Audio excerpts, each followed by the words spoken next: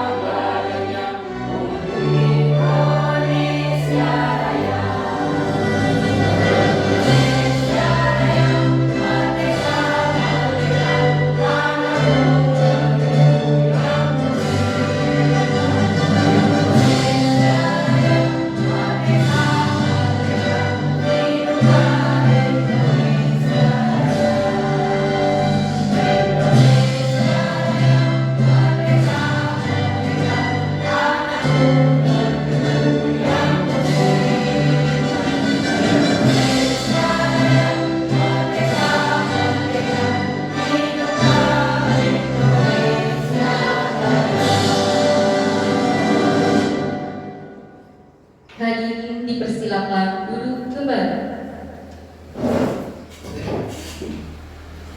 Acara selanjutnya yaitu sambutan kepada Ibu Titi Haryani SPD, kami persilakan. Bismillahirrahmanirrahim. Assalamualaikum warahmatullahi wabarakatuh. Waalaikumsalam warahmatullahi wabarakatuh. Yang terhormat Bapak Kepala SD Negeri Jipang 1, Bapak dan Ibu Guru serta staf karyawan SD Negeri Jipang 1 yang saya hormati. Yang pertama, puji syukur marilah kita panjatkan kehadiran Allah Subhanahu wa Ta'ala, karena pada hari ini kita masih diberikan kesempatan, juga masih diberikan kesehatan, sehingga pada hari ini kita bisa berkumpul di ruangan ini dalam acara diseminasi budaya positif modul 1.4 yang nanti akan dipaparkan atau akan lebih jelasnya akan dibawakan oleh Bapak Ruri Mulyana SPD SD LPD. Tak lupa selawat serta salam semoga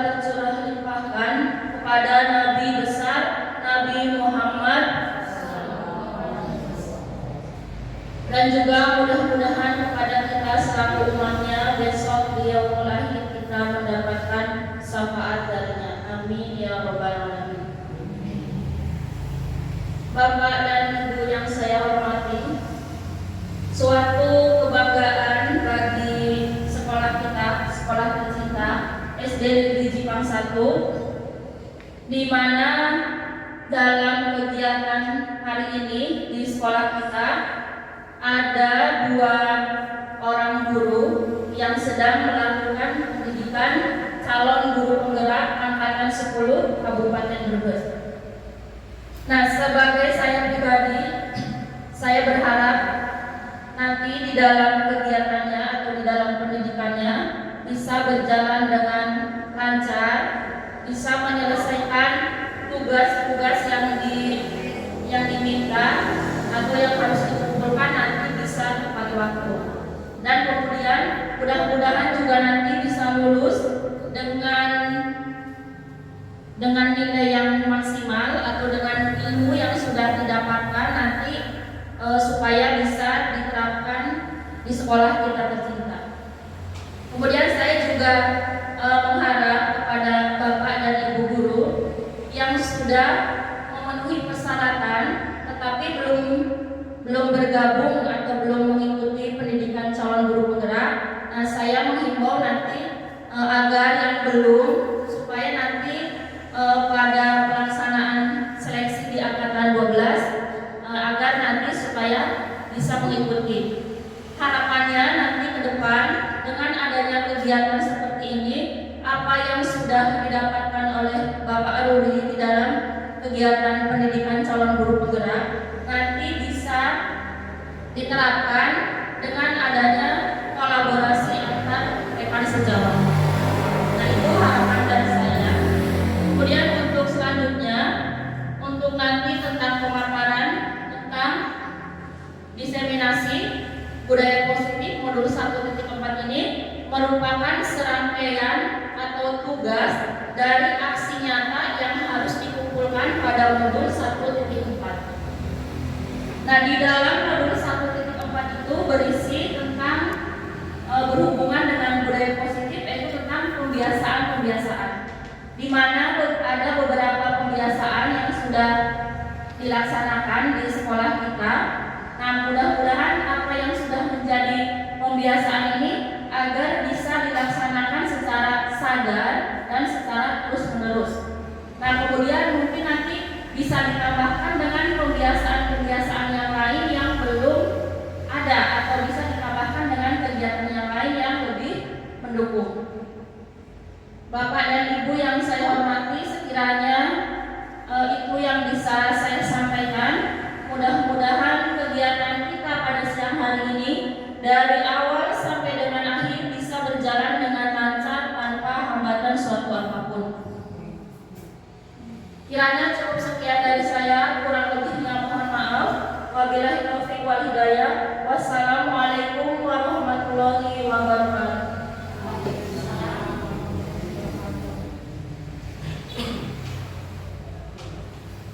Terima kasih kepada Ibu Titi Haryani SPD yang telah memberikan sambutannya. Acara selanjutnya yaitu acara ini diseminasi budaya positif modul 1.4 kepada Bapak Ruli Mulyana SPD SD MPD, kami persilakan. Bismillahirrahmanirrahim. Assalamualaikum warahmatullahi wabarakatuh. Waalaikumsalam warahmatullahi wabarakatuh. Terima kasih kepada saya yang saya hormati Bapak Ibu SD Negeri Jipang 1 yang saya hormati, serta karyawan SD Negeri Jipang pula. Pertama saya ucapkan terima kasih atas kehadirannya, atas kesempatannya atau waktunya bagi saya untuk menyampaikan atau memaparkan diseminasi budaya positif di sekolah dalam rangka aksi nyata modul 1.4 calon guru penggerak angkatan 10 Kabupaten Brebes tahun 2020. Baiklah, langsung saja izinkan saya untuk memaparkan materi pada kesempatan kali ini.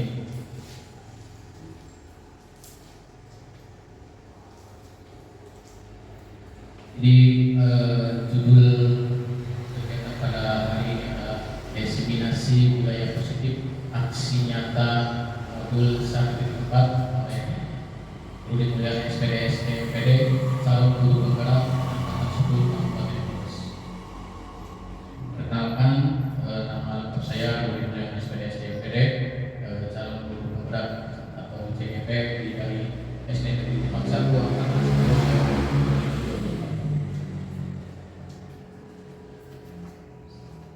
Sebelum kita menginjak ke materi lebih jauh, sebelumnya saya akan memaparkan dulu apa yang dimaksud dengan budaya positif.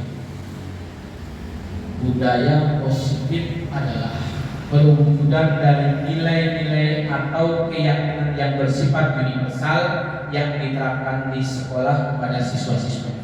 Jadi budaya positif itu adalah perwujudan dari nilai-nilai atau keyakinan yang bersifat universal yang diterapkan di sekolah kepada siswa-siswanya atau kepada murid-muridnya. Apa saja yang menjadi konsep inti untuk menciptakan budaya positif tersebut? Di sini ada 6 ya, konsep inti untuk menciptakan budaya positif yang ada di sekolah kita. Yang pertama adalah disiplin positif. Yang berikutnya adalah motivasi perilaku manusia. Yang ketiga, keyakinan kelas atau keyakinan sekolah. Berikutnya yang menjadi konsep inti untuk menciptakan budaya positif yaitu kebutuhan dasar dari manusia. Berikutnya, posisi kontrol dari seorang guru. Dan yang terakhir adalah segitiga restitusi. Nanti di mana yang ke-6 ini akan saya paparkan lebih lanjut di slide berikutnya.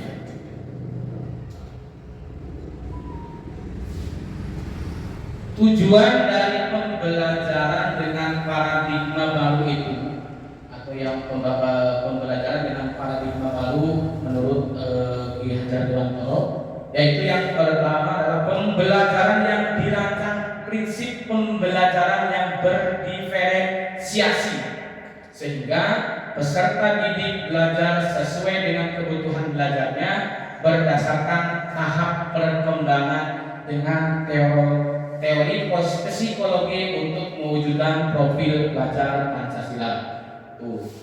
Berikutnya ada 6 dimensi dari profil pelajar Pancasila yang harus atau yang akan kita terapkan di sekolah kita ini.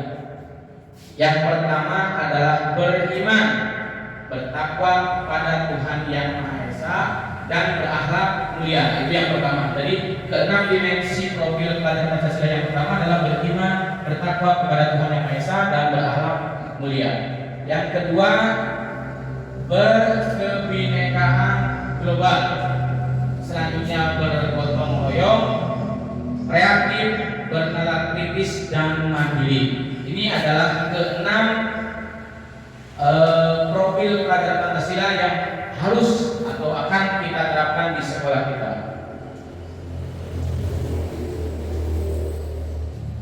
Pembelajaran dengan paradigma baru menurut Ki Hajar Dewantoro. Jadi ini adalah pembelajaran dengan paradigma baru, walaupun kita sudah mengenal dari dulu siapa Ki Hajar Dewantoro itu. Menurut Ki Hajar Dewantoro, pembelajaran atau pendidikan adalah pembelajaran yang menuntun, bukan menuntut. Jadi pembelajarannya yang menuntun, bukan menuntut. Kita harus menuntun anak, bukan menuntut anak. Ya, kita menciptakan anak itu supaya anak bisa mandiri tanpa adanya tuntutan, yaitu memberi tuntutan terhadap segala kekuatan kodrat. Kodrat itu ada 2, yaitu kodrat alam dan kodrat zaman yang harus kita tanamkan pada anak atau kita gali pada anak yang dimiliki anak agar tercapai keselamatan dan kebahagiaan setinggi-tingginya, baik sebagai manusia maupun sebagai anggota masyarakat. Jadi dari pengertian atau pengertian pendidikan menurut Ki Hajar Dewantara ini, kita sebagai pendidik itu dituntut, ya, disuruh untuk menuntun, bukan menuntut. Tuntutan terhadap anak atau terhadap siswa berdasarkan kodrat alam dan kodrat zaman. Berdasarkan alamnya seperti apa, zamannya seperti apa yang dimiliki anak agar tercipta atau tercapai keselamatan dan kebahagiaan. Jadi yang diharapkan dari pendidikan menurut Ki Hajar Dewantara ini adalah keselamatan. Keselamatan yang bagaimana? Yaitu kita menyelamatkan siswa-siswi kita dari hal-hal atau dari paradigma kita sebelumnya yang bisa merubah konsep dari anak itu sendiri. Jadi diselamatkan. Untuk menyelamatkan ini, kita juga harus belajar bagaimana cara mendidik, belajar anak supaya anak-anak ini selamat dan bahagia tentunya. Sehingga dalam suatu pendidikan atau suatu pembelajaran itu diharapkan adalah kebahagiaan. Jadi pendidikan yang bahagia itu nantinya akan menciptakan atau anak mudah menangkap pelajaran. Jadi ketika anak tertekan dan sebagainya itu akan susah menerima pelajaran yang disampaikan oleh guru. Sebagai manusia, ya, siswa itu sebagai manusia, jadi sebagai manusia atau sebagai anggota masyarakat yang berhubungan kita di dalam masyarakat. Jadi sebagai manusia itu sendiri, sebagai pribadi atau sebagai individu, ada juga sebagai anggota masyarakat. Ini yang harus kita tanamkan seperti ini. Di awal pembelajaran itu harus kita tanamkan ini. Pembelajaran adalah menuntun, bukan menuntut. Kita menuntun anak supaya bisa, bukan menuntun anak supaya bisa. 1 tambah 1 harus 2, atau 2 tambah 2 harus 4. Tapi kita tidak menuntut supaya anak itu bisa seperti itu, tapi menuntut supaya anak itu bisa menjawab pertanyaan itu atau menghasilkan 1 tambah 1 menjadi 2. Bukan menuntut harus bisa dari 2, tapi proses yang dilakukan, proses yang dibutuhkan dalam hal tersebut. Berikutnya, pergeseran paradigma teori kontrol. Ya, kalau tadi pendidikan dulu adalah pergeseran paradigma teori kontrol. Ya, kalau tadi adalah pembelajaran murni, ya, yang harus kita tanamkan kepada siswa. Kalau ini adanya pergeseran karena kita itu sudah berada pada zaman yang berbeda. Ada masa yang berbeda yang tidak bisa menuntut anak supaya kita sama dengan kita sebelum. Ada menurut Dr. William Glasser, ilusi guru mengontrol murid. Ilusi bahwa semua penguatan positif efektif dan bermanfaat. Ini yang harus kita tanamkan. Ilusi bahwa kritik dan membuat orang merasa bersalah dapat menguatkan karakter. Ilusi bahwa orang dewasa memiliki hak untuk memaksa. Ini yang pergeseran yang harus kita hindari. Ilusi guru mengontrol murid. Kita harus mengontrol sebagainya. Ini akan kita bawakan di slide berikutnya. Ilusi guru mengontrol murid. Apa yang dimaksud dengan ilusi guru mengontrol murid? Yaitu pada dasarnya kita tidak dapat memaksa murid untuk berbuat sesuatu jikalau murid tersebut memilih untuk tidak melakukannya. Jadi kita tidak boleh memaksa. Guru itu tidak boleh memaksa. Ketika si A atau si Andi tidak mau mengikuti pelajaran atau dan sebagainya, kita tidak boleh memaksa. Ya, kita tanya dulu bagaimana, apa penyebabnya dan sebagainya. Walaupun tampaknya guru sedang mengontrol perilaku murid, hal demikian terjadi karena guru sedang mengizinkan dirinya dikontrol. Saat itu, bentuk kontrol guru menjadi kebutuhan dasar yang dipilih murid tersebut. Teori kontrol menyatakan bahwa semua perilaku memiliki tujuan, bahkan terhadap perilaku yang disukainya. Ini ilusi guru mengontrol murid. Berikutnya, ilusi bahwa semua penguatan positif, efektif, dan bermanfaat. Apa artinya? Penguatan positif atau bujukan adalah bentuk-bentuk dari sebuah kontrol. Segala usaha untuk mempengaruhi murid agar mengulangi suatu perilaku tertentu adalah suatu usaha untuk mengontrol murid tersebut dalam jangka waktu tertentu. Kemungkinan murid tersebut akan menyadari dan mencoba untuk menolak bujukan kita agar bisa jadi menjadi tergantung pada pendapat sang guru untuk berusaha. Ini yang kedua. Yang berikutnya adalah ilusi bahwa kritik dan membuat orang merasa bersalah dapat menguatkan karakter. Jadi kita itu membuat murid merasa bersalah adalah dapat menguatkan karakter. Maksudnya menggunakan kritik atau rasa bersalah untuk mengontrol murid menuju pada suatu identitas gagal. Mereka belajar untuk merasa buruk tentang dirinya sendiri. Jadi kita memaksa anak itu buruk terhadap dirinya sendiri.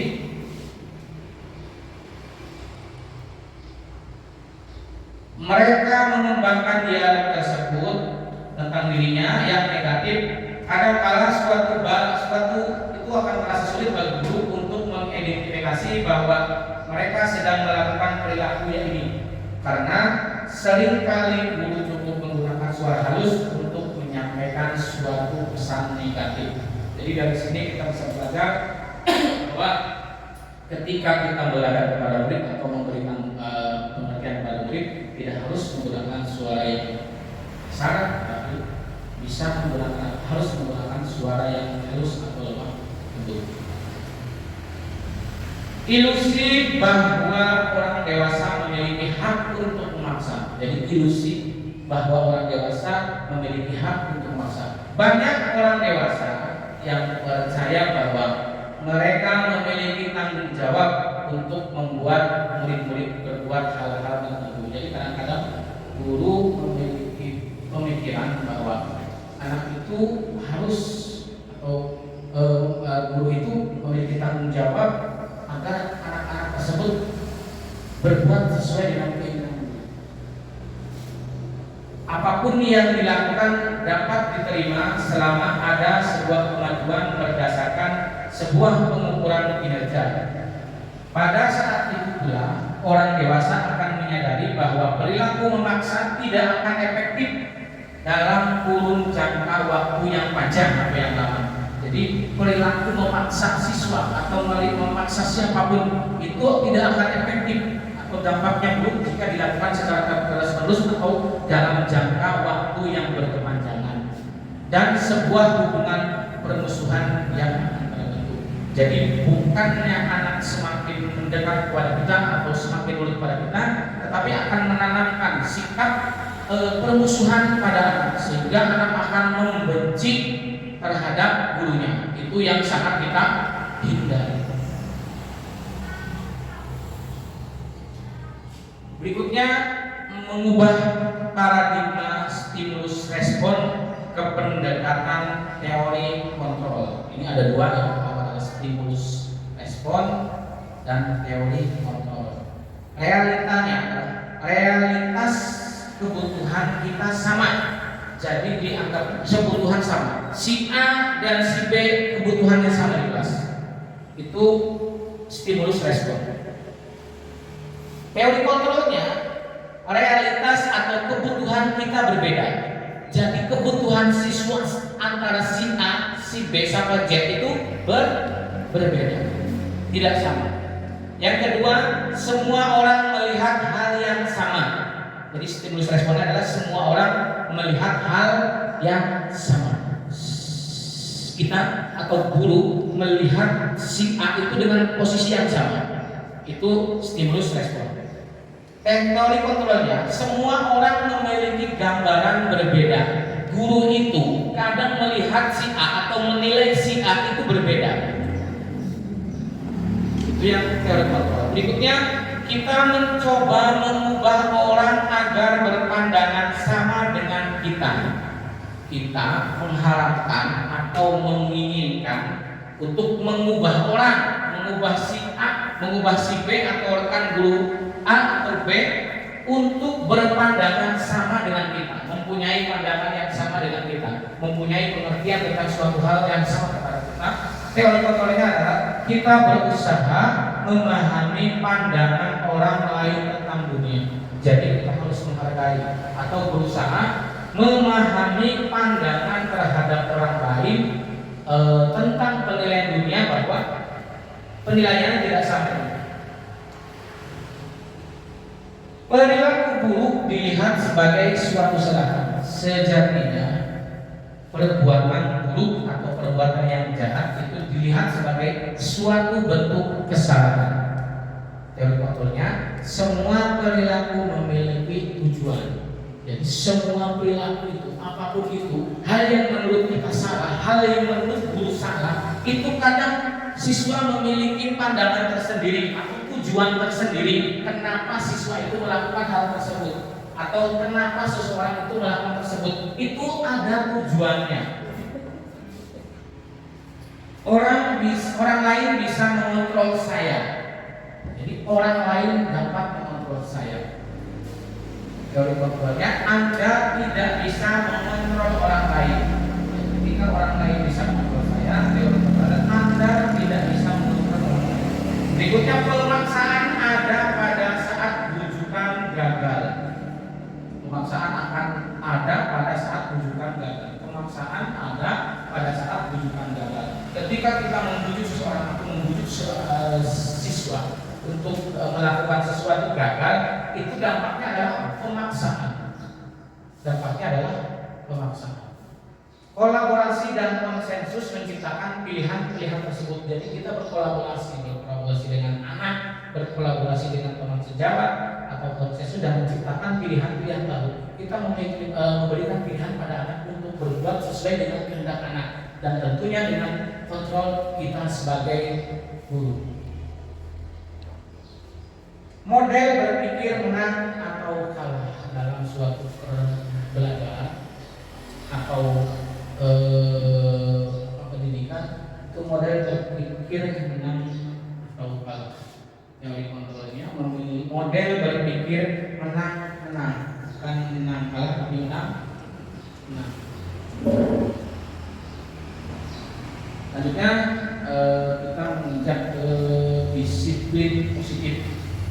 Sebelum kita menuju ke hal yang lebih lagi, kita tahu dulu pengertian dari disiplin positif. Disiplin positif merupakan salah satu cara penerapan disiplin yang bertujuan untuk menumbuhkan kesadaran.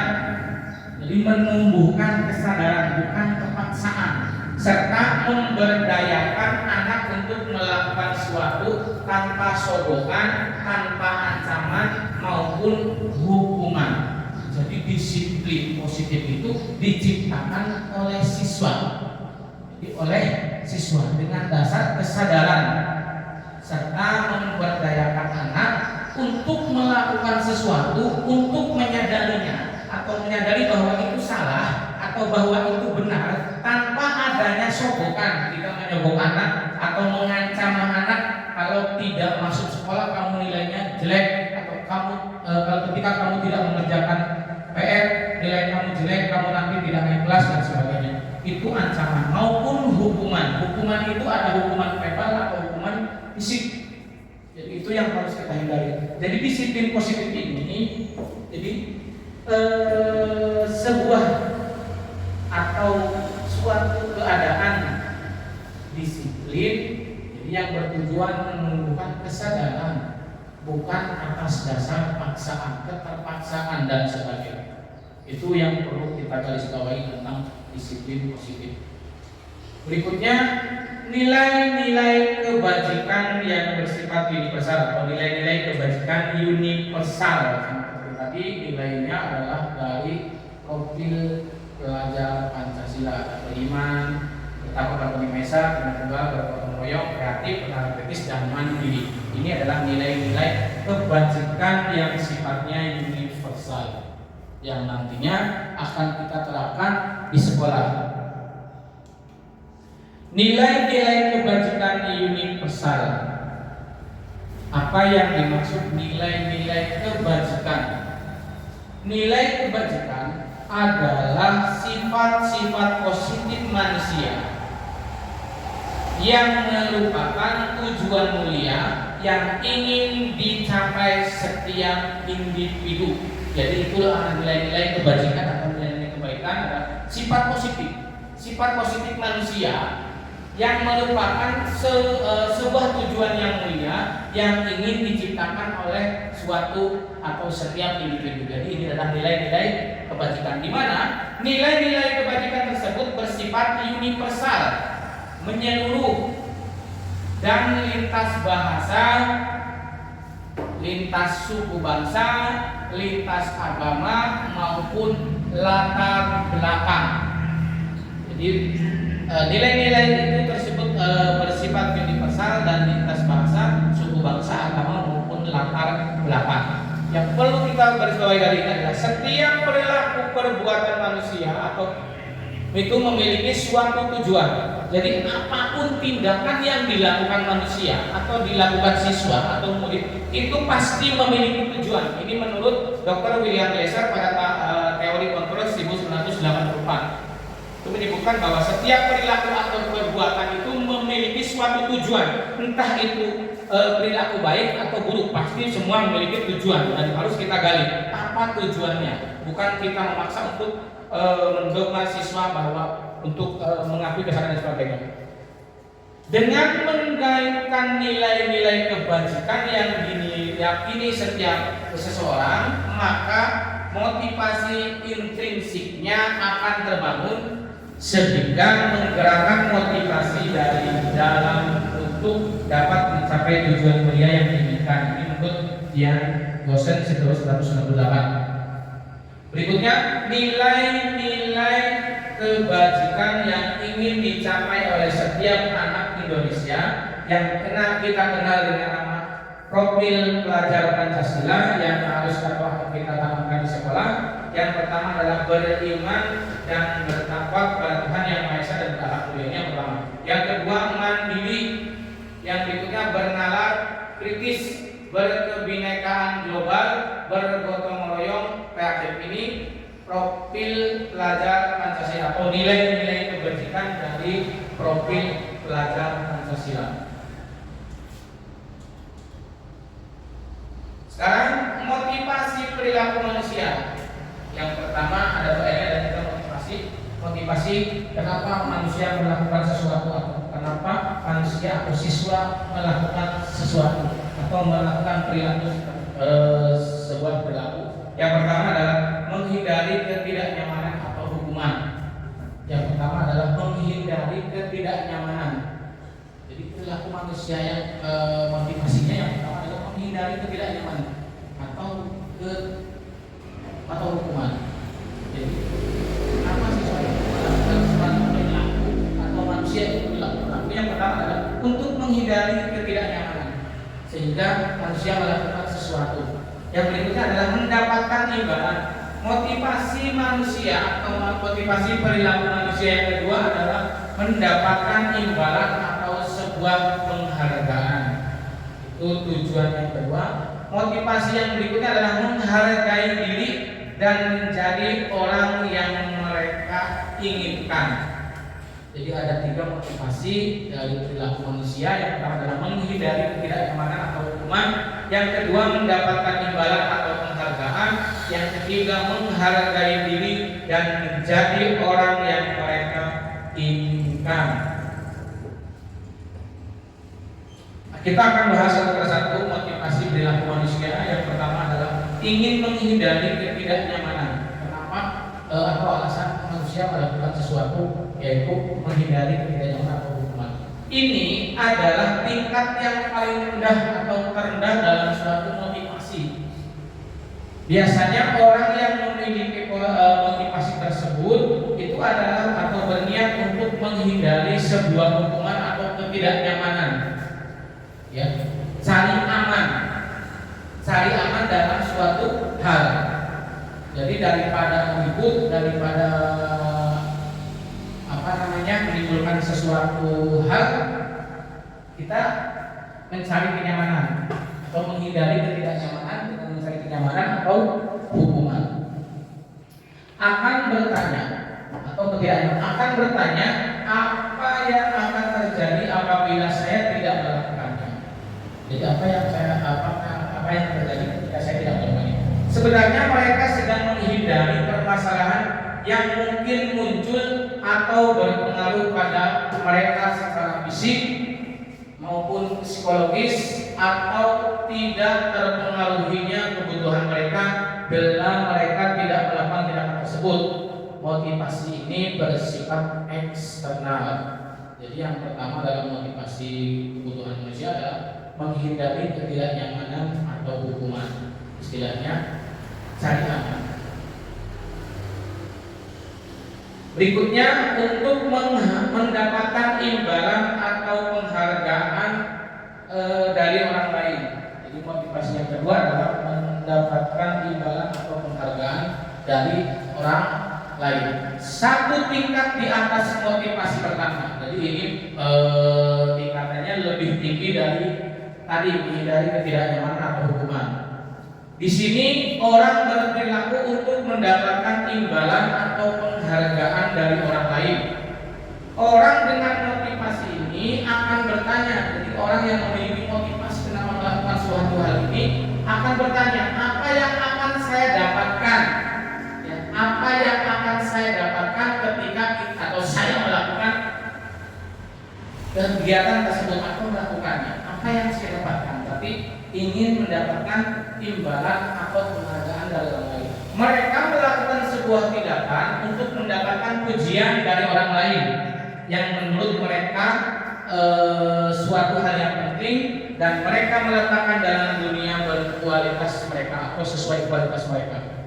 Mereka juga melakukan sesuatu untuk mendapatkan hadiah, mendapatkan pengakuan, atau mendapatkan sebuah imbalan. Maka motivasi ini juga bersifat eksternal. Kalau yang pertama pertanyaannya atau mereka akan bertanya apa yang terjadi, ya? Apa yang akan terjadi, ini perbedaannya. Apa yang akan terjadi apabila saya tidak melakukannya? Jadi ketika anak umpamanya si anak dibeli PR, ya, tapi tidak mengerjakannya, atau mereka berpikir rumah, kalau saya tidak mengerjakannya, guru akan bersifat apa ke saya? Tuh. Yang berikutnya, ketika anak yang kedua mendapatkan imbalan atau penghargaan, mereka yang dalam bertanya, apa yang akan saya dapatkan apabila saya melakukannya? Ketika anak mengerjakan PR atau melakukan sesuatu, apa yang akan didapatkan? Berikutnya, untuk menjadi orang yang menginginkan dan menghargai dirinya sendiri dengan nilai-nilai yang mereka percayai. Ini berbeda dengan dua tingkatan. Jadi tingkatan yang pertama dan kedua yang ketiga adalah orang dengan motivasi tersebut akan bertanya, akan menjadi orang yang seperti apa saya apabila saya melakukannya. Jadi berbeda. Kalau tadi yang pertama, apa yang akan saya dapatkan jika saya tidak melakukannya. Yang kedua, apa yang saya dapatkan ketika saya melakukannya. Dan yang ketiga, tingkatan yang ketiga adalah akan menjadi orang yang seperti apa apabila saya melakukannya.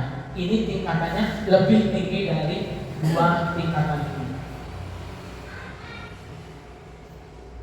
Mereka melakukan suatu nilai itu karena nilai-nilai yang mereka yakini dan hargai, dan mereka melakukannya dengan mereka ingin menjadi orang yang melakukannya nilai-nilai tersebut dengan keyakinannya. Ini adalah motivasi yang akan membuat seseorang memiliki disiplin positif, karena motivasi berperilakunya bersifat internal. Jadi internal bukan eksternal. Jadi yang kedua ini, dari yang ketiga ini ada sifat motivasi ini bersifat eksternal, ada juga motivasi yang bersifat internal. Jadi dari dirinya sendiri. Kalau ini yang pertama motivasi tidak melakukan sesuatu. Yang pertama dari orang lain. Ini yang dari orang lain. Sumbernya dari orang lain. Hukuman itu dari orang lain, bukan dari diri sendiri. Penghargaan itu dari orang lain, bukan dari diri sendiri. Tapi ini adalah motivasi dari diri sendiri. Apa atau akan menjadi siapa atau menjadi seperti apa jika saya melakukannya. Jadi motivasi ini muncul dari dalam diri sendiri. Jadi ini perbedaannya. Ketika kita atau ketika guru juga melakukan suatu tindakan atau motivasi di dalam kelas, juga harus memperdayakan seperti ini. Jadi yang pertama menghindari ketidaknyamanan atau hukuman, yang kedua mendapatkan ibadah atau pemandangan lain, yang ketiga menjadi orang yang mereka inginkan dan menghargai diri sendiri dengan nilai-nilai yang mereka percaya. Jadi timbulnya adalah dari diri sendiri. Berikutnya ini akan kita bandingkan antara hukuman, konsekuensi dan restitusi. Identitas gagal sukses nanti adalah cakupannya adalah identitas gagal dan identitas sukses, di mana identitas gagal itu menyertai sebuah hukuman, dengan sebuah hukuman. Kalau identitas sukses atau kesuksesan itu adalah disiplin dengan cara konsekuensi dan restitusi. Dengan dua cara, dengan cara konsekuensi dan restitusi. Yang pertama, sesuatu yang meyakinkan harus terjadi. Jadi sesuatu yang meyakinkan harus terjadi. Konsekuensinya sesuatu harus terjadi, bukan meyakinkan harus terjadi. Ini kalau sifatnya adalah hukuman. Ini semua konsekuensi dan restitusi. Nanti kita akan bahas yang sedikit saja, kita akan bahas di pertemuan berikutnya. Restitusi merupakan sebuah pilihan. Tidak nyaman untuk murid atau anak untuk jangka waktu yang panjang. Jadi suatu hukuman ini tidak nyaman untuk murid untuk jangka waktu yang panjang. Ketika hukuman itu diterapkan secara terus-menerus, bukannya sebuah pengakuan dari anak atau sebuah perbuatan baik dari anak, tapi menimbulkan suatu hal atau sebuah ketidaknyamanan, sehingga hubungan dari suatu seorang guru dengan murid itu tidak akan nyaman atau tidak akan baik. Itu jika seorang guru menanamkan kegiatan itu dengan hukuman. Berikutnya negatif, netral, positif. Pernyataan negatif, awas kalau dilakukan lagi ya, nanti awas kamu. Ini bentuknya adalah negatif. Jadi awas kata awas itu berarti sebuah larangan, yang sifatnya ekstrim. Awas kalau dilakukan lagi ya, pokoknya ada anak yang lari-lari di dalam kelas, guru melakukannya larangnya dengan menyebutkan atau suatu kata, awas kalau dilakukan lagi ya, nanti awas kamu. Nanti awas kamu. Jadi ini adalah suatu tindakan yang negatif. Yang berikutnya netral. Lakukan apa yang saya katakan. Lakukan apa yang saya katakan. Ketika anak berlarian di dalam kelas, guru mengatakan berhenti atau duduk, ya berhenti, duduk. Jadi itu adalah sifat yang netral. Jadi lakukan apa yang saya katakan, lakukan apa yang guru katakan. Jadi ketika anak berlarian, guru mengatakan berhenti atau duduk di tempatnya, itu adalah sebuah pernyataan yang netral. Berikutnya adalah positif. Apakah hal ini yang sesungguhnya ingin kamu lakukan? Apa umpamanya di dalam kelas anak sedang berlarian, guru mengatakan apakah hal ini sesungguhnya ingin kamu lakukan? Jadi ditanya kenapa anak-anak itu berlarian? Mungkin ada sesuatu hal atau keinginan anak itu yang belum atau tidak tersampaikan kepada guru. Model paksaan, terus respon, teori kontrol ini nanti kita bahas berikutnya. Next. Berdasarkan bagan di atas atau bagan yang telah tadi kita pelajari, penjelasan tentang hukuman, konsekuensi, dan restitusi. Jadi yang tadi bagan kita tampilkan adalah hukuman, konsekuensi, dan restitusi. Hukuman tidak terencana, jadi sifatnya itu tidak terencana, bersifat satu arah, hanya saya kepada siswa atau guru kepada siswa, bukan siswa kepada guru. Jadi tidak ada timbal baliknya.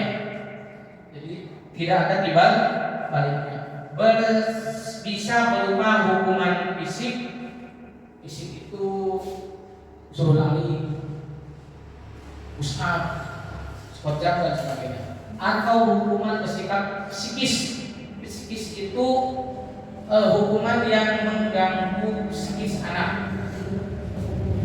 Nah, hukuman yang mengganggu psikis anak atau hukuman dasar anak bodoh dan sebagainya, atau dasar anak nakal dan sebagainya, itu akan mengganggu psikis anak.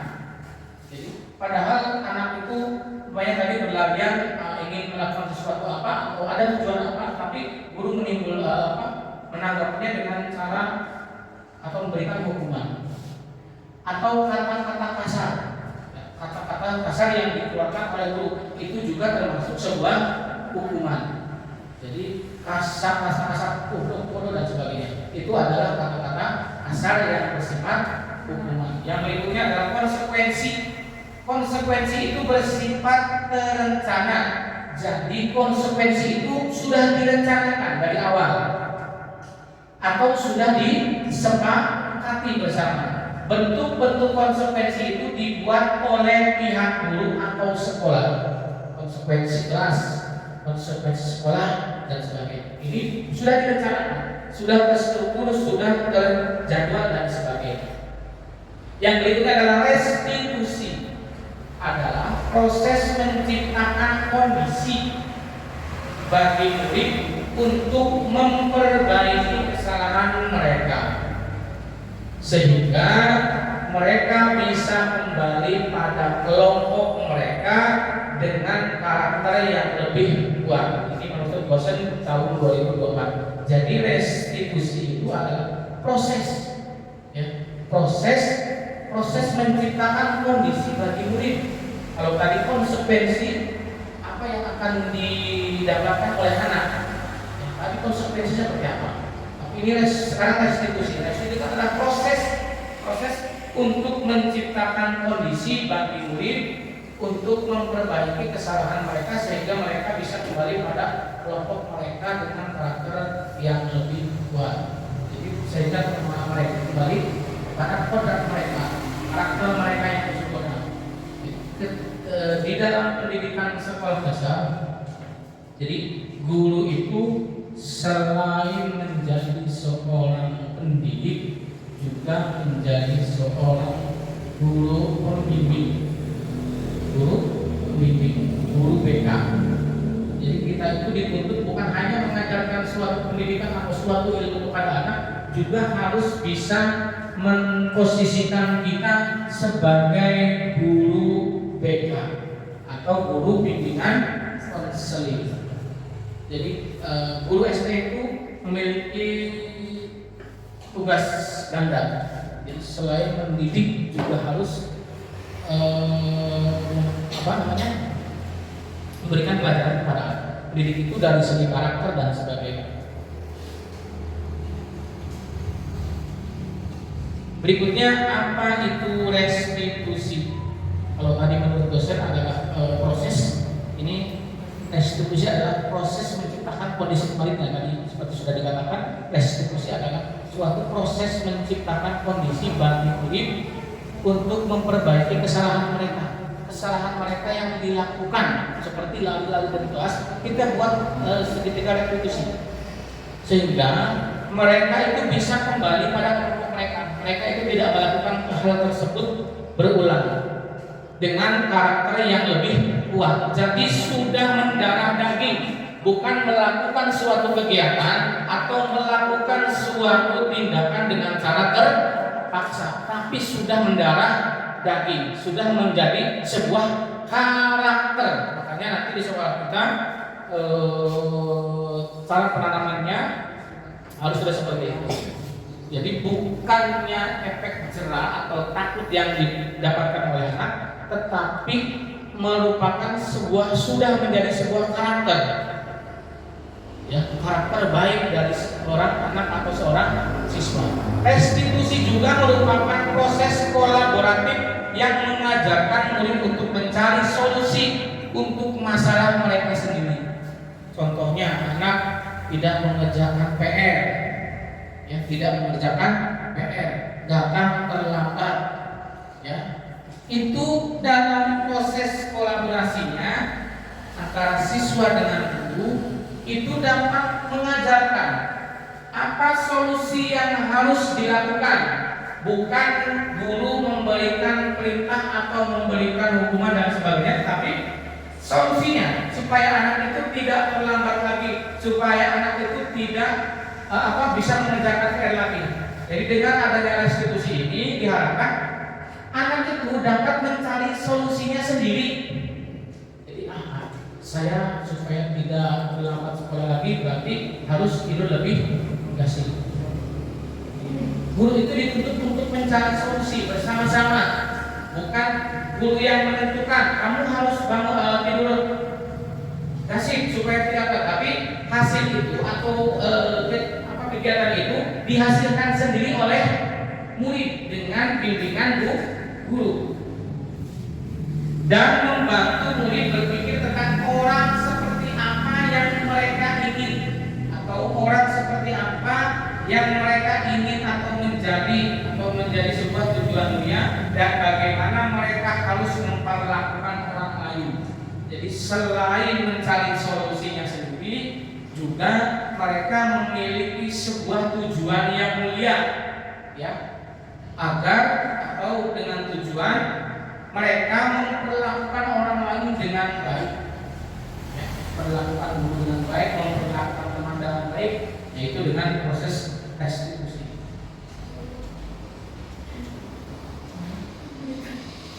Ini ada 9 ciri-ciri restitusi. Yang pertama adalah bukan untuk menebus kesalahan, namun untuk belajar dari kesalahan. Jadi ketika anak dipanggil guru karena terlambat, restitusi itu bertujuan bukan untuk menebus kesalahan, karena salah guru dan sebagainya, tapi apa? Untuk belajar dari sebuah kesalahan tersebut. Jadi belajar dari sebuah kesalahan tersebut. Yang berikutnya, memperbaiki hubungan dengan siswa lain, dengan guru, dengan guru dengan rekan sejawat dan sebagainya. Tawaran bukan paksaan. Jadi restitusi itu sifatnya adalah tawaran, menawarkan pada anak, menawarkan pada siswa, bukan sebuah paksaan kepada siswa. Ini yang harus kita garis bawahi. Berikutnya adalah restitusi menuntut untuk melihat ke dalam diri. Saya seperti apa? Kenapa guru marah kepada saya? Kenapa saya dibenci sama teman? Kenapa saya dibenci sama guru? Jadi menuntut mereka itu untuk melihat ke dalam dirinya sendiri, menilai dirinya sendiri. Aku anak seperti apa? Kenapa guruku membenciku atau teman-temanku membenciku?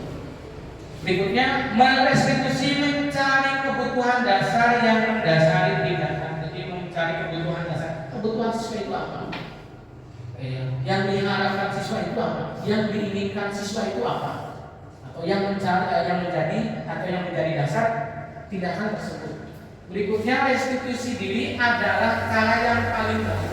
Jadi merestitusi diri itu adalah cara atau sebuah cara yang paling baik. Berikutnya, restitusi fokus pada karakter bukan tindakan. Jadi yang diinginkan dalam sebuah restitusi itu adalah karakternya, bukan tindakannya. Kalau tindakan itu bisa berubah ketika ada hukuman, bisa berubah ketika ada hadiah, bisa berubah ketika ada paksaan dan sebagainya. Tetapi karakter ini tidak bisa berubah karena sudah mendarah daging pada anak. Yang biasa berangkat pagi, karakternya berangkat pagi. Yang biasa ketemu guru sopan sudah sopan. Yang biasa menjaga PR basket yang biasa lambat sebagainya. Itu sudah merupakan sebuah karakter, bukan tindakan. Karena tindakan itu dapat berubah sewaktu-waktu karena adanya sesuatu. Itu tindakan. Seperti banyak berangkat pagi, ada ujian dan sebagainya. Berikutnya, restitusi pada fokus pada solusi. Solusinya bagaimana? Solusi yang didapatkan, solusi yang tercapai dari proses restitusi itu. Yang berikutnya, restitusi mengembalikan murid yang berbuat salah pada kelompoknya. Jadi mengembalikan pilihan anak itu pada kelompok. Mau pada kelompok yang mana? Kelompok yang berbuat baik atau kelompok yang berbuat tidak baik. Berikutnya, tindakan, ini ada dua sebuah tindakan dulu atau hukuman atau konsekuensi. Mencatat 100 kali dalam buku kalimat, saya tidak akan terlambat lagi karena terlambat sekolah. Ini proses pembelajaran yang dulu. Saya pernah merasakannya ketika saya telat, guru menulis, atau saya dulu pernah seperti itu. Ketika saya menjadi guru BTT pernah melakukan hal seperti ini. Tapi dampaknya bukan anaknya menjadi lebih baik, tapi sudah kebal. Anaknya menjadi kebal. Bukannya besok tidak terlambat, malah besok disengajakan karena apa? Hukumannya menurut mereka atau menurut dia terlalu ringan. Ini tindakan guru. Mencatat 1000 kali adalah sebuah hukuman. Jadi mencatat 100 kali dalam buku kalimat, saya tidak akan terlambat lagi karena dalam sekolah. Ini adalah contoh dari sebuah hukuman, bukan konsekuensi yang didapat. Berikutnya, lari mengelilingi lapangan basket 2 kali karena terlambat hadir di sekolah. Ini termasuk apa? Hukuman atau konsekuensi? Hukuman, lari, ya, lari bukan konsekuensi, ya, lari tapi sebuah hukuman. Berikutnya, murid diminta untuk push up 15 kali karena tidak menggunakan masker di sekolah, tidak menggunakan topi di sekolah, tidak menggunakan pakaian seragam yang sesuai dengan kebiasaan sekolah. Ini adalah sebuah apa? Push up. Sebuah hukuman atau konsekuensi? Hukuman karena berupa fisik. Fisiknya. Berikutnya, menggantikan kertas tugas teman yang telah dicoret-coret. Ini sebuah apa? Sebuah hukumankah atau sebuah konsekuensikah? Ini bersifat fisik atau non fisik? Non fisik. Konsekuensi. Berikutnya, membersihkan tumpahan air di meja tulis karena tersenggol pada saat belajar. Membersihkan hukuman atau konsekuensi? Konsekuensi. Murid disuruh untuk tidak mengenakan sepatu seharian di sekolah karena tidak mengenakan sepatu hitam. Senin. Peraturan sekolah itu harus menggunakan seragam lengkap dan bersepatu hitam berposisi putih. Tapi di dalam si A ke sekolah tidak menggunakan sepatu putih, tapi tidak menggunakan sepatu hitam, tapi menggunakan sepatu merah. Guru menyuruh si A itu untuk tidak menggunakan sepatu seharian dari pagi sampai pulang, tidak menggunakan sepatu. Pernah seperti itu ya? Pernah? Belum pernah diberikan seperti itu. Maksudnya bukan kita yang melakukannya, tapi Bapak Ibu pernah diperlakukan seperti itu tidak? Tidak. Oh, saya pernah. Saya pernah seperti itu. Sepatunya mewah atau sepatunya berbeda dengan kesehalusan hari itu, saya suruh bertelanjang kaki selama seharian. Ini adalah sebuah hukuman karena apa namanya? Bukan, ini fisik bukan? Mempermalukan. Ya, sifatnya psikis. Ya. Lari mengelilingi lapangan basket 2 kali karena terlambat 10 menit untuk pelajaran PJOK. Telat, dia harus berlari selama 10 menit. Walaupun pelajaran PJOK itu lebih cenderung kepada lari atau lebih apa namanya? Ya, cenderung kepada lari. Ini merupakan sebuah hukuman atau konsekuensi? lari anak mengelilingi lapangan bola basket dua kali tempat. Konsekuensi. Apa ini? 1, 2, 3.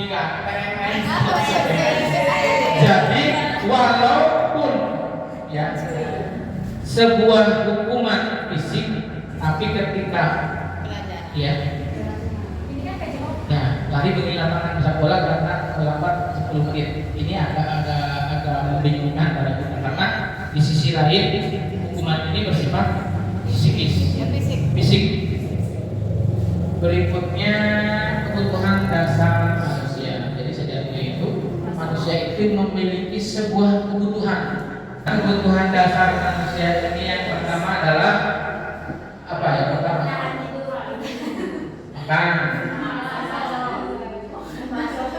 Ya, makan, minum, dan sebagainya.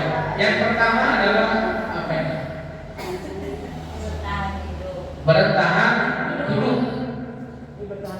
Untuk bertahan hidup, apa yang dilakukan oleh manusia? Jadi manusia ini mempunyai makan.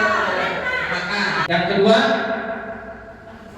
kasih sayang dan rasa diterima. Jadi selain untuk bertahan hidup, manusia ini memiliki kebutuhan kasih sayang dan rasa diterima, sama seperti murid. Jadi murid itu membutuhkan rasa kasih sayang. Yang ketiga, kebebasan, sebuah kebebasan. Sama, anak itu di dalam sebuah pembelajaran membutuhkan suatu kebebasan untuk memilih. Yang berikutnya, kesenangan. Kesenangan itu adalah sebuah kebutuhan dasar manusia, sama seperti siswa. Di dalam sebuah pembelajaran, siswa itu ingin bersenang-senang atau mendapat kesenangan dan sebagainya. Yang berikutnya adalah penguasaan. Ya, penguasaan. Jadi, kenapa kelas tinggi itu lebih rewel atau lebih tidak mau diatur dari kelas rendah? Karena mereka itu memiliki rasa atau kebutuhan mereka, ada sebuah penguasaan supaya mereka diakui oleh adik kelasnya, oleh adik kelasnya bahwa dia itu berusaha berkuasa, dia itu memiliki kekuasaan dan sebagainya. Itu sebuah dasar atau kebutuhan dasar manusia. Berikutnya penghukum, 5 posisi kontrol guru. Ada 5 posisi kontrol seorang guru. Kita berada di mana? Kita meresapi, kita camkan atau kita pikirkan. Kita itu sebagai posisi kontrol guru yang mana? Apakah menghukumkah, membuat merasa bersalahkah, temankah, pemantaukah, seorang manajerkah? Kita resapi bersama. Menghukum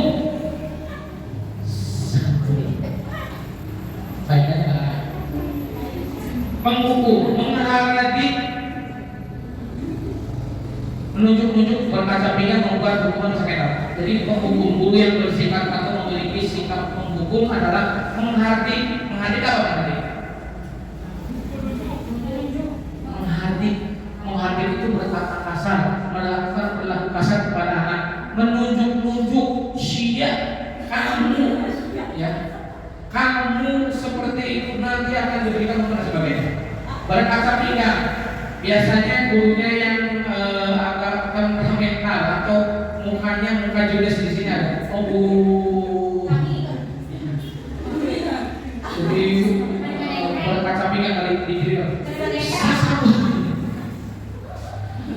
Membetak, ya itu apa namanya?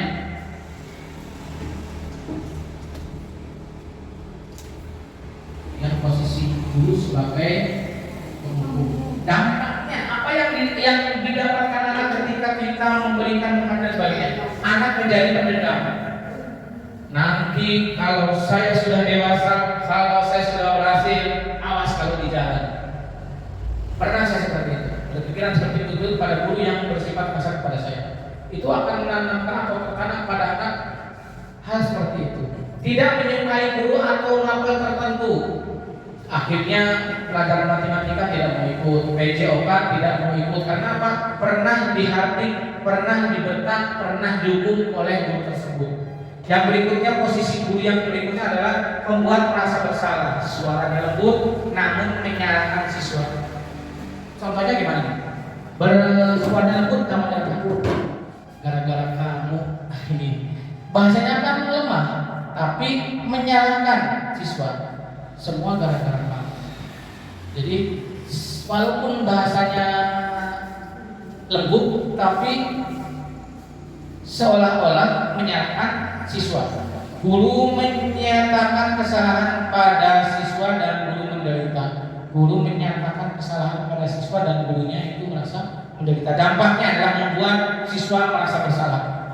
Di rumah akhirnya terpikiran dan sebagainya, sehingga ketika mengikuti pelajaran tidak konsentrasi, rendah diri, yang tidak mau bergaul dengan teman, tidak mau menunjukkan diri pada teman, menarik diri dari pergaulan. Itu dampaknya. Berikutnya adalah sebagai teman, guru sebagai teman. Guru bersikap ramah, bertemu teman, sama dan sebagainya. Cenderung bersenda gurau untuk menghangatkan suasana. Ketika masuk kelas, mengeluarkan candaan, mengeluarkan joke dan sebagainya, sehingga anak menjadi tertawa atau suasana menjadi hangat. Dampaknya adalah murid tergantung pada satu orang. Ketika pelajaran matematika bahasa Indonesia gurunya itu seperti itu.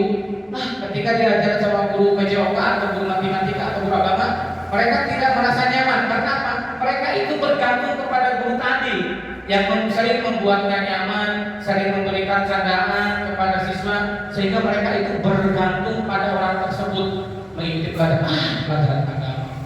Pelajaran itu kayaknya ini saja atau ini saja. Yang berikutnya adalah membuat siswa tidak mandiri, tidak mandiri jelas ketika dalam pembelajaran. Ingin diajar Pak, ingin diajar oleh Bu ini saja, ingin diajar oleh Bu ini saja. Ini yang ditimbulkan.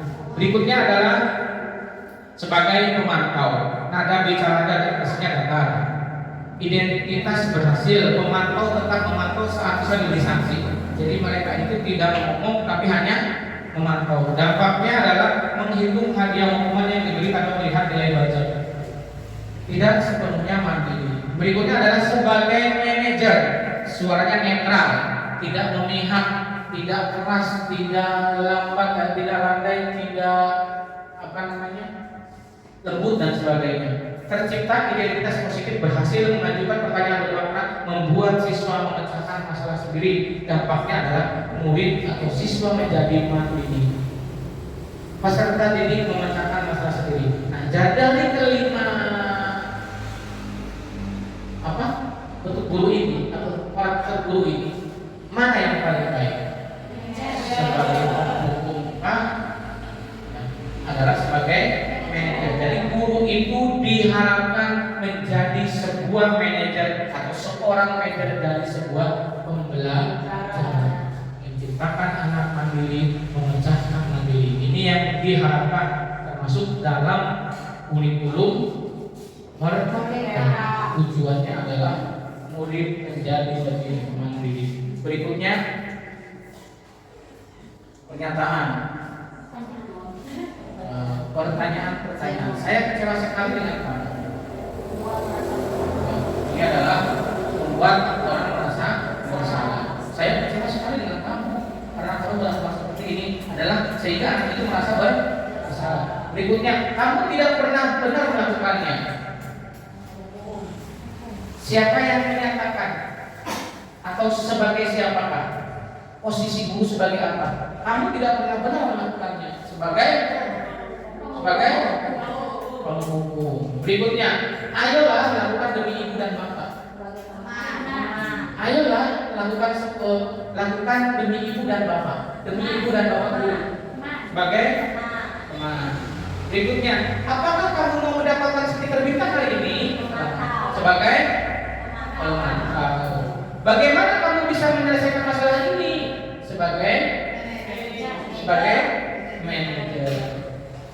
Kamu selalu yang paling terakhir. Mengapa keyakinan kelas bukan peraturan kelas? Jadi di dalam sebuah kelas itu ada keyakinan kelas. Harus ada keyakinan kelas. Kenapa tidak peraturan kelas?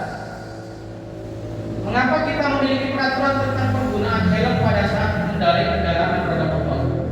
Mengapa kita memiliki peraturan tentang penggunaan masker dan cuci tangan setiap saat? Keyakinan kelas dibuat berdasarkan kesepakatan antara guru dan siswa bersifat universal. Itu namanya keyakinan kelas. Kalau peraturan kelas, peraturan biasanya dibuat oleh guru bersifat satu arah. Kalau keyakinan kelas itu diciptakan oleh siswa dan guru, hasil kesepakatan bersama. Terjadi dua arah. Tapi kalau peraturan lalu lintas, peraturan kelas, 1. Datang 15 menit sebelum pembelajaran, 2. Tidak mengumpulkan pelajaran. Jadi itu dibuat oleh guru secara sepihak atau satu arah. Yang mana yang merupakan keyakinan kelas dan mengapa? Ini ada kesepakatan kelas dari suatu kelas. Yang pertama adalah datang tepat waktu mengucapkan salam, datang waktu mengucapkan salam, menjaga kebersihan sekolah, berdoa sebelum dan sesudah kegiatan, aktif dalam belajar dan tertib dalam kelas. Kesepakatan kelas yang kedua contohnya adalah kami guru dan murid yang saling menyayangi. Ini yang harus ditanamkan pada siswa. Kami murid yang semangat dalam belajar. Kami murid yang peduli dengan teman-teman. Peraturan keyakinan. Suatu selalu kembalikan buku ke tempatnya. Ini adalah sebuah peraturan. Ketika kita masuk ke dalam perpustakaan ada tulisan kembalikan buku pada tempatnya. Ini adalah peraturan dalam sebuah perpustakaan. Yang berikutnya keyakinan kelas, tanggung jawab. Buku itu harus dikembalikan kepada tempatnya, tapi dalam bentuk suatu tanggung jawab, bukan sebuah peraturan. Sama dengan ke bawah, gunakan masker, harus menggunakan masker seperti dulu pas zaman Covid, gunakan masker dan cuci tangan, itu peraturan.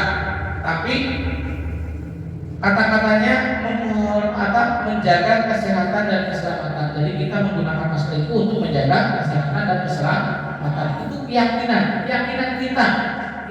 kita yang dibuat dua arah. Berikutnya segitiga restitusi. Restitusi itu ada apa? Ada 3 apa saja? Yang pertama apa? Validasi kebutuhan. Yang kedua menstabilkan identitas. Yang ketiga menanyakan keyakinan. Di mana validasi kebutuhan ini kamu tentu punya alasan mengapa melakukan itu. Jadi validasi kebutuhannya apa? Kenapa anak itu melakukan hal itu? Yang kedua menstabilkan identitas. Setiap orang pernah melakukan kesalahan. Setelah kita menanyakan kepada anak mengapa kamu melakukan itu, guru juga harus menanyakan atau memberikan identitas atau menstabilkan identitas. Harus menstabilkan identitas bahwa setiap orang juga pernah melakukan kesalahan, sehingga anak itu menyadari, tidak merasa bersalah. Kamu bukan satu-satunya yang pernah melakukan ini. Kamu bukan satu-satunya yang melakukan ini, tapi ada banyak. Jadi biar mereka tidak merasa down dan sebagainya. Yang ketiga adalah menanyakan keyakinan. Nilai-nilai apa yang telah kita sepakati. Nah, sekarang kamu melakukan ini. Kita pernah melakukan sebuah kesepakatan apa saja. Jadi mereka melakukannya itu dengan cara sadar. Berikutnya, sekitar itu adalah proses menciptakan kondisi bagi sendiri untuk memperbaiki karakternya sehingga mereka kembali pada karakternya. Disiplin positif suatu tindakan yang memberikan perhatian khusus pada pengembangan disiplin dan tanggung jawab diri dengan pendekatan seimbang dan mendukung. Guru berkata, berbuat salah itu hal yang manusiawi. Tidak ada manusia yang sempurna. Bapak Ibu juga pernah berbuat salah. Kita pasti bisa menyelesaikan masalah ini. Bapak tidak tertarik untuk mencari sesuatu yang benar. Ini siapa yang salah? Bapak Ibu lebih tertarik untuk menyelesaikannya. Kalau kamu menanyakan pada dirimu sendiri terus apa? Ini sebuah apa ini? Ini sebuah apa? Sebuah ini apa? Ya. Jadi sebuah menstabilkan identitas, membuat anak tidak merasa bersalah atau menyalahkan diri sendiri.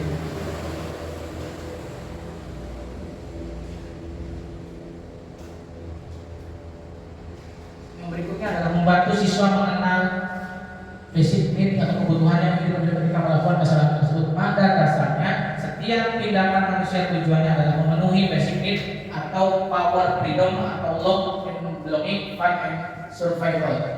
Ini adalah sebuah validasi kebutuhan. Guru berkata, kamu bisa saja melakukan hal tersebut yang lebih buruk, tapi kamu tidak melakukannya. Jadi validasi kebutuhan. Gurunya berkata, kamu bisa saja melakukan hal yang lebih buruk lagi dari ini, tapi kamu tidak melakukannya, kan? Jadi untuk memvalidasi kebutuhan siswa. Berikutnya, kamu pasti punya alasan mengapa melakukannya. Kamu pasti punya alasan kenapa kamu terlambat, kenapa kamu tidak melakukan mengerjakan tugas, kenapa kamu tidak mengikuti pelajaran. Itu adalah suatu validasi kebutuhan, dan masih banyak lagi kata-kata yang bisa disampaikan oleh anak. Melihat kesalahannya dihubungkan dengan norma sosial dan nilai-nilai mendasari manusia berinteraksi dengan orang lain. Ini adalah menanyakan sebuah keyakinan. Dalam sebuah keyakinan ini berkata, apa nilai yang kita percayai di kelas atau sekolah kita? Nilai-nilai universal apa yang telah kita sepakati? Itu adalah sebuah atau menanyakan sebuah keyakinan kelas. Kesimpulan dari diseminasi budaya positif sekolah pada hari ini adalah untuk menerapkan disiplin positif seharusnya atau hendaknya guru berada di posisi sebagai seorang manajer, yaitu menuntut murid-muridnya, menuntut siswa-siswanya menjadi seorang atau siswa yang mandiri, merdeka dan bertanggung jawab. Karena penanaman disiplin pada murid bukan semata-mata menebus kesalahan, tetapi belajar dari sebuah kesalahan. Tujuannya yaitu untuk memperbaiki sebuah hubungan, sehingga tercipta hubungan yang nyaman, yang hangat kepada siswa. Mungkin itu saja yang dapat saya sampaikan pada diseminasi budaya positif di sekolah kita. Semoga apa yang telah saya sampaikan dapat berguna bagi diri saya dan untuk kita semua, sehingga dapat kita kembangkan di sekolah kita ini, yaitu di SD Negeri Jipang 1. Ucapkan terima kasih atas kesediaan waktunya Bapak Ibu mengikuti atau mengikuti penyampaian materi hari ini dari awal sampai akhir. Apabila ada kata-kata saya berkenan, saya mohon maaf yang sebesar-besarnya. Wabillahi taufiq wal hidayah. Wassalamualaikum warahmatullahi wabarakatuh. Terima kasih kepada Bapak Rudi Mulyana SPD SD FPD yang telah menyampaikan diseminasi budaya positif di SD Negeri Jipang 1. Untuk acara yang terakhir yaitu acara